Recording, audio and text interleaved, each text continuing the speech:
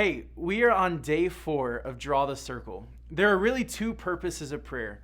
The first purpose is to get us out of a circumstance, but more often than not, the purpose of prayer is to get us through those circumstances.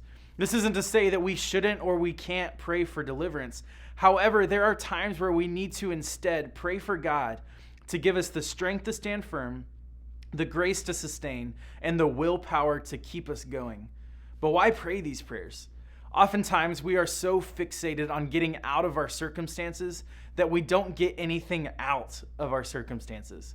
Put another way, we are so focused on God changing our circumstances that we never allow God to change us in the process. We need to remember that the main objective is not our own personal comfort, but rather God's glory. And this is illustrated in John chapter 9 when Jesus encounters a man who was born blind.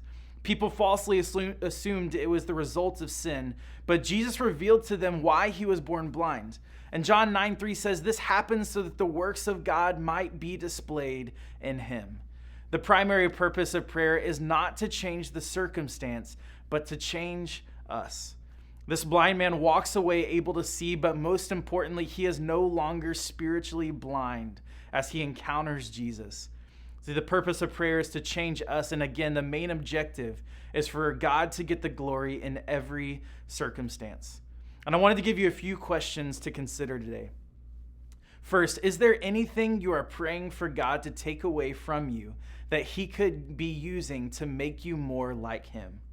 And secondly, when is one time in your life that prayer changed you?